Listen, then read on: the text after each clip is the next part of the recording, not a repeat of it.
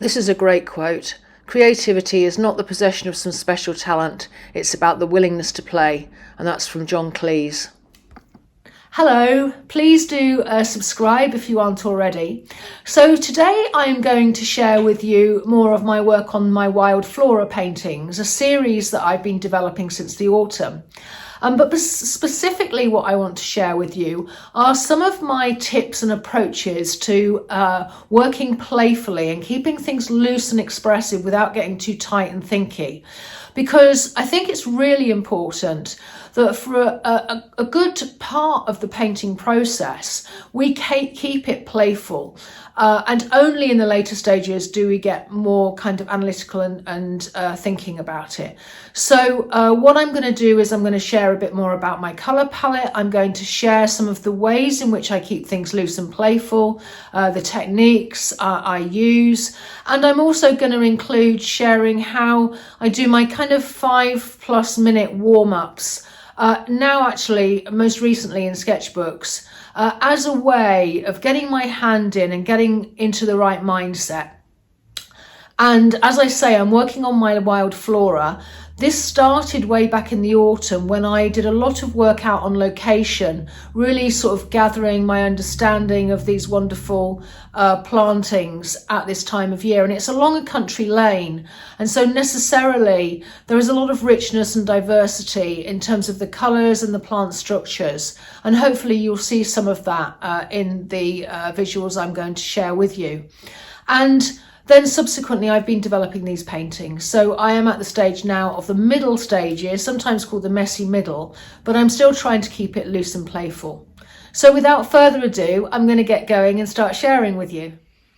So what I'm about to do here is to do some warm-up expressive sort of work really in the sketchbook.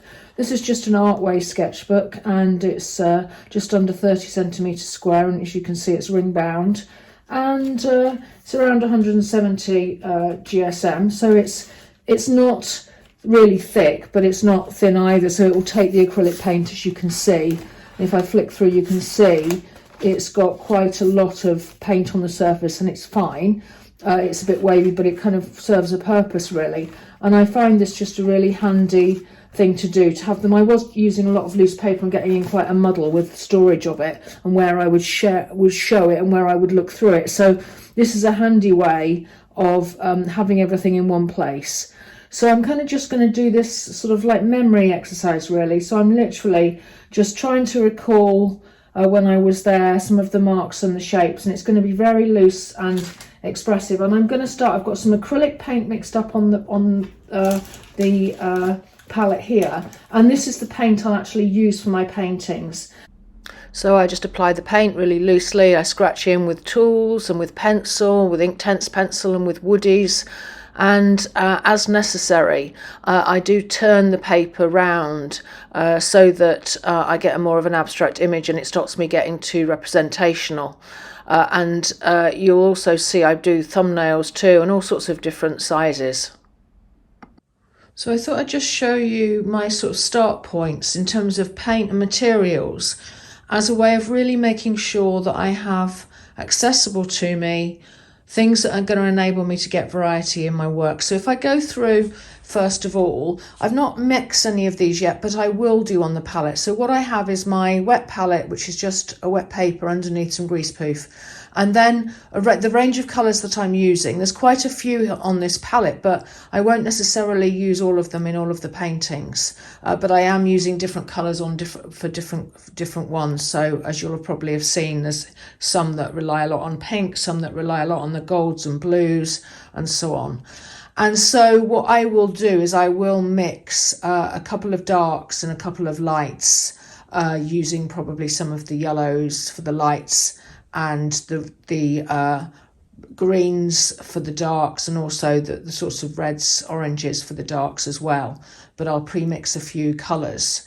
On this palette it gets a bit messy, but I do quite like the variety you get from mixing on the palette. and so I will stick probably with mixing on my palette, and you can see I've got more white there because I'll need that to create my lighter tones. And also just to mention, I've got a cool and a warm of the colours in general. I haven't got my blue is just a cool blue, and I haven't got a warm blue. So that's the change there. But for the reds I have, and for the yellows I have. And then in order to keep me on my toes with respect to not getting stuck, in this bucket I've just selected the sorts of, sorry, I'm moving because I'm holding the camera so that I can switch to the different things, but I have a variety of different sizes of brush, ones with different ends. Some are flat, some are rounded, so this one's much more of a sort of a conical shape. I've got palette knife as well. I've got much thinner paint brushes too, some rigger brushes. So a variety of ways of applying the paint that are mainly in this bucket, at least in brush form. And then I've got other things in order for me to scrape in and get variety. I've got some sequin waste, I've got some textured paper, that's sandpaper. I've got my trusty knitting needle somewhere along under there as well that I scrape in with. And then in here I've got other mixed media pencils, Inktense pencils, woodies, and other things for scraping in. I also use oil pastel, but they're not in here, and I tend not to use those until the end so that I just fix them at the end, because otherwise they just get buried. Sometimes I do, but in general, so that's what I've got there. So there's a whole variety of things here, which hopefully, if I keep in my mind that every few minutes or every 3 or so strokes I need to change what I'm doing in terms of either tool or colour or whatever it is, then hopefully that will keep me with variety in mind. Okay, so starting with these two paintings, these are both 50cm squares. They've had quite a few layers of collage and paint now, and the one on the left is inspired by the rose bay willow herb along the grassy verges and the edges of the lane, and the one on the right is inspired by the grassy banks and the wonderful variety of grasses that exist. And so for each of these I want to keep it loose and expressive. I'm still very much in play mode, but for the one on the left I do want to, although I like the graphic qualities, I do want to create more of a softness on some of the edges and more variety within the large darker space or shape I should say, and also just try and generally soften, but as well as keeping the sort of graphic qualities which I love. And the one on the right, I simply just want to kind of redress the balance really. That at the moment you've got the oranges and the reds, and then you've got the blues and the greens, and they're roughly 50-50 for each of those, and it needs to be much more unbalanced for it to work really. So I'm going to probably try and up the golds and oranges and reds in that one. It's just keeping it really simple, no more intentions than that for each of them, because I do want to keep it loose and expressive. So I'm going to share as I go. I'm going to put it on fast so that you can just see glimpses of what I'm doing, and you can get a flavour for how I'm keeping it loose and expressive. So here we go with a flat conical shaped brush, and I'm adding that rather rich goldy orange and trying to increase the amount of orange and red in this painting. And I'm keeping it loose. I'm using different brushes, as you can see. I've swapped brushes again. I'm using a rag I'm rubbing in. There's another brush. I'm using spray water as well to move the paint down the painting, and even turning it over. I don't know if you saw that, but the turning it over to the scratching with the end of the brush. Here I am again with a long handled brush, another brush, and just trying to, as I say, keep it loose and free. I've just added a more desaturated colour, one of the duller colours, but I think I need more of that in this painting in general, and the colours may well change a little bit. I may well adjust them on the palette. So I'm continuing to just build and adjust as I go really, and using different tools, scratching in. Now I'm using other mixed media, coming back in with some paint and another brush. And then I'm using various scraping in tools and pencils and so on, turning the frame as well.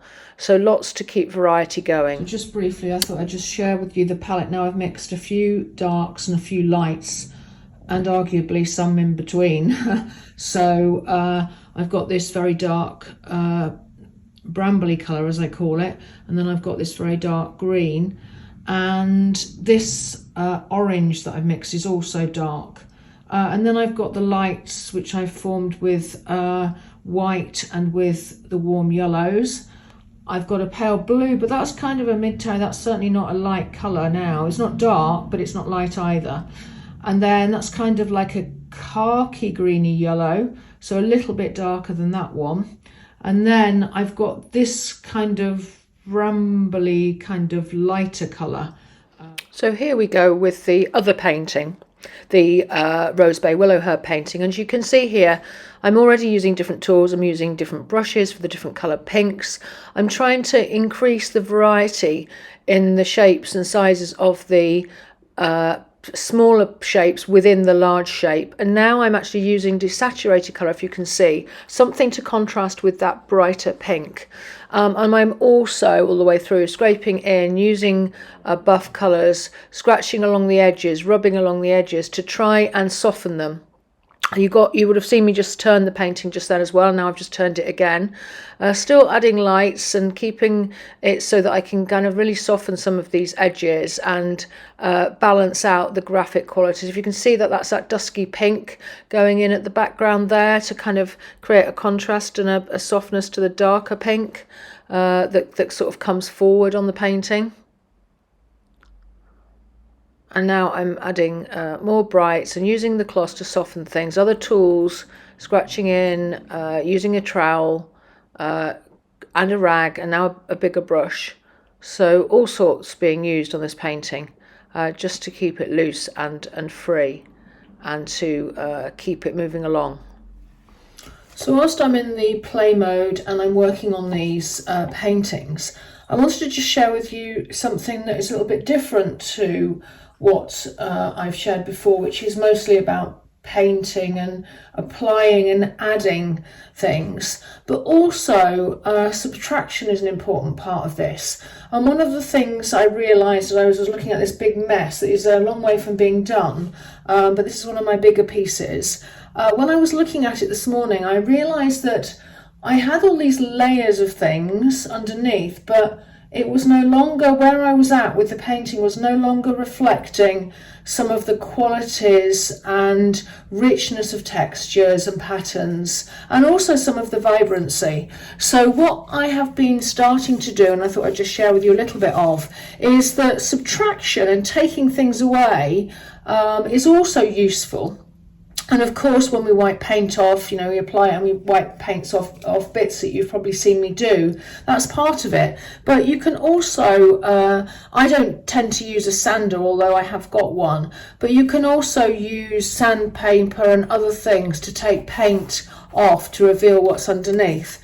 And what I've been doing this morning, and I'm going to carry on doing to show you, is I've been using some wire wool, and it's been nicely getting off some of the paint and revealing some brightness underneath, which is really nice because I can just kind of do this until my heart's content. It's quite therapeutic, and I don't necessarily remember what was underneath. I just remember there were things underneath that could be quite interesting. And I think hopefully you can see there that by taking off the paint, I'm getting some brightness back that was starting to be depleted. And I think one of the things I've got on this painting is too many darks, and maybe not enough. I've got some of the flatter colour but not the bright, and I think that's what I'm after. And some of that, I didn't want to start applying more paint before I'd seen what I could reveal underneath. And some of this might get covered up again, admittedly, but I'm just trying to sort of fairly spontaneously just go around thinking, ooh, what's underneath there that could add some richness. And obviously you've got to be careful you don't overdo it, otherwise you're back to square one and you have to reapply the paint. But I think I'm after more of a variety between the colour, matte colour, and the pattern. And I just thought I'd end by sharing these two paintings as they are now. And I will be continuing to develop and work on them and probably share more videos, but they will then be released for sale to my newsletter subscribers first. So if you're interested in seeing them first, then please do subscribe, and I will put the link in the notes. And thanks very much for watching, and I'll catch you next time. Bye bye.